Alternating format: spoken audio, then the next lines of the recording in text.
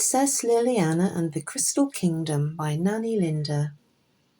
Far, far away, in a land that is blessed with sunshine and magical golden rays of light, there is a beautiful crystal castle that glows like the moon both by day and by night.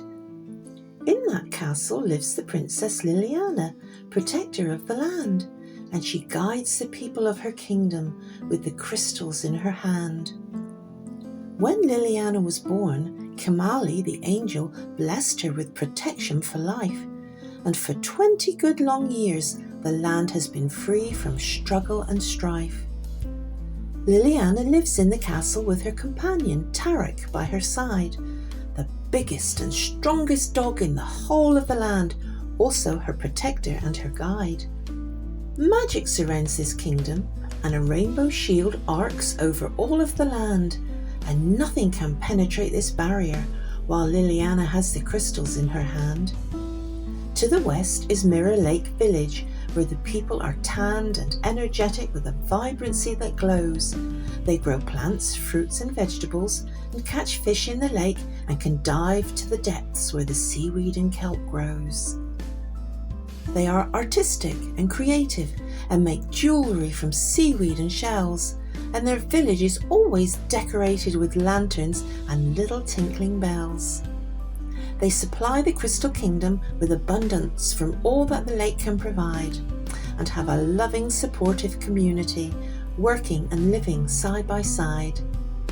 The village elder is Aqua, a warrior who is strong of heart and mind with long hair that is blue, and she understands the powers of the kingdom, and her friendship with Liliana is faithful, devoted and true. To the east is the land of the glowing crystal caves, where people live in continual light. They all have silver hair that glistens like diamonds, and their bodies radiate a brilliant healing white light. Their leader is Sapphire, a healer, with knowledge handed down from ancestors since the beginning of mankind, and she protects the healing waterfall where people come to relax and meditate, to cleanse heart, body and mind. Ice and Fire Village is far to the north, where it is cold and sometimes covered in ice and snow, and there is a volcano that every 10 years will erupt and overflow. And from the volcanic soil, exotic fruits, vegetables, oils and spices are produced and are distributed throughout the land. And their overseer, Terran, is a master gardener, who they say has magical green fingers on each hand. Lying to the south in the Crystal Kingdom is the village of the Golden Sun, where the land is part desert and part forest, and herds of wild animals run.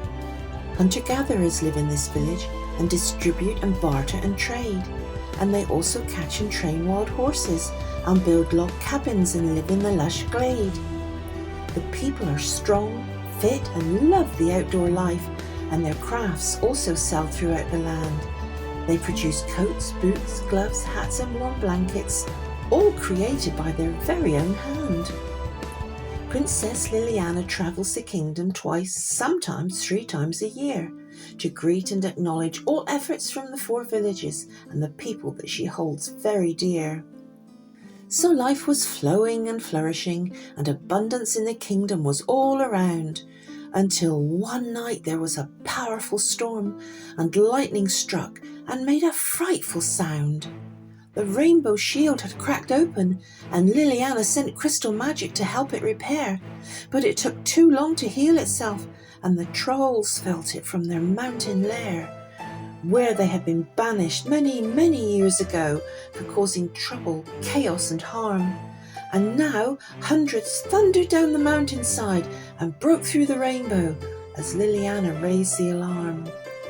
The crystal bells of the castle rang out the warning chime which echoed throughout the land, and Liliana asked Kamali the angel to strengthen the crystals in her hand.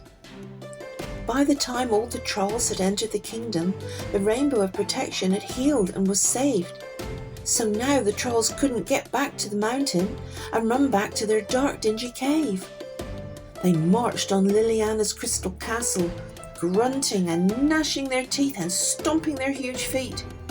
But as soon as Liliana held up her magic crystal hand, the trolls knew they would have to retreat. The trolls all suddenly became quiet and defeated by the magic of the beautiful land, and Liliana was so thankful to the crystals that still glowed and vibrated in her hand. The leader of the trolls, named Gunky, stood up with his head slightly bowed.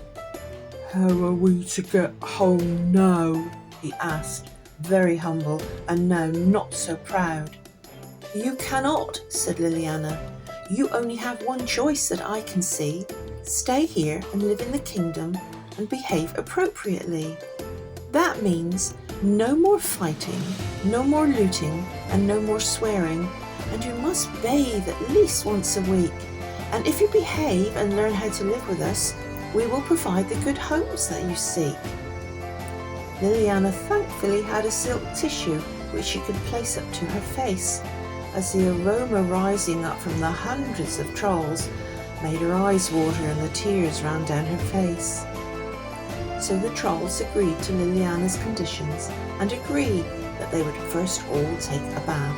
So they took off down to the river, and the villagers gave them a wide path. They were provided with soap and towels and new clothes, and in groups they bathed in turn. The fire pit was lit and made ready for all the stinky old rags to be burned.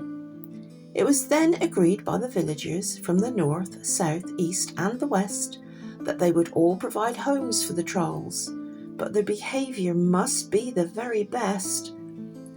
So for the time being, the crystal magic guided the trolls to be kind and behave. They worked hard and learned some new skills and crafts, and new friendships were easily made. Now and again there were issues, mostly concerning hygiene and a foul smell.